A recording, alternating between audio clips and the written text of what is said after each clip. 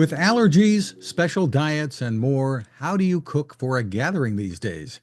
Welcome back to Techstination. I'm Fred Fishkin. Joining us is chef, host, and cookbook author Dustin Harder. Hi, Dustin. Hey, Fred, good to see you. Thanks for having me. Good to see you. And for those of you watching, I'm getting hungry looking at the table there.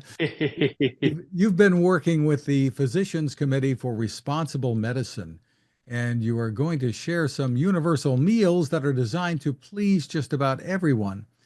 Why is it seemingly more difficult today to cook for a gathering? Sure. I think a lot of people, a lot of people are discovering they have certain allergies. A lot of people have specific dietary parameters that they're following. And so we design universal meals to keep it as easy as possible, to take that difficult part out of it, to make it an inclusive dining experience. Well, what are some of the most common food allergies that you Mm. kind of have to cook around these days? Yeah, so we've got the top nine allergens.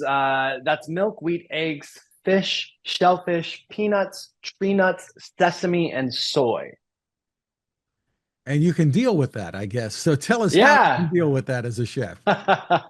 Yeah, absolutely. There's great things you can use, for these holiday foods too. It's all about the seasoning, right? We're using traditional seasonings, things like sage and thyme and rosemary. We're still getting those nostalgic flavors that we love.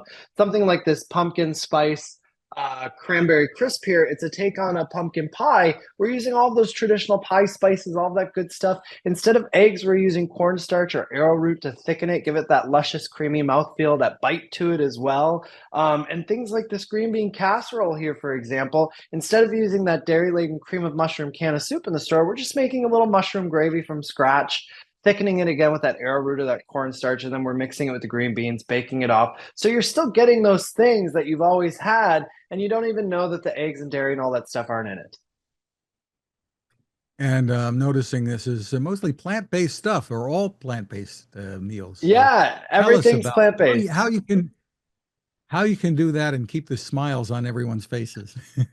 Of course. Well, you got to think about keeping it hearty and satiating and familiar to people, right? So, right here we have this cornbread dressing using a recipe for cornbread that's gluten free, just using a one-on-one substitute for that. Today in the stores, they've got great gluten free flour substitutes for baking. So, we just make the cornbread with that, mix it with some nutrient dense vegetables, some vegetable broth, again, relying on that sage, rosemary, thyme to get those flavors we love during the holiday season. Mixing that up, you've got a dressing.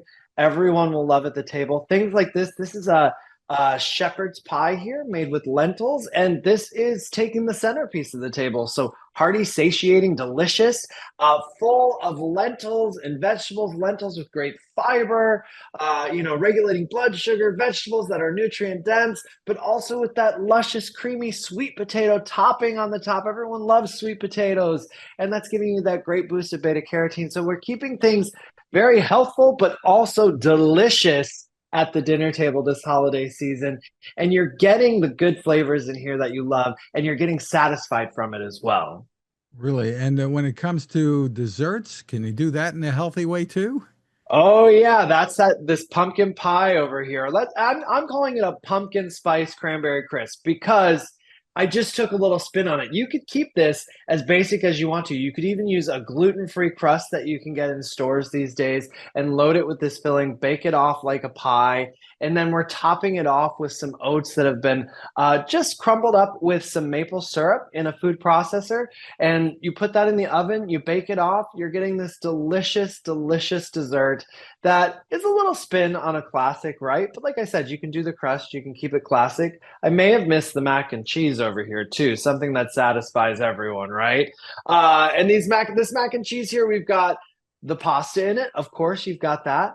But then we did a carrot and cauliflower cheese sauce. So we're keeping it health forward while also giving you that luscious, creamy, decadent bite that you want from the mac and cheese, sprinkled with some gluten-free panko breadcrumbs, a little sprinkle of smoked paprika on the top. So it's really bursting with flavor.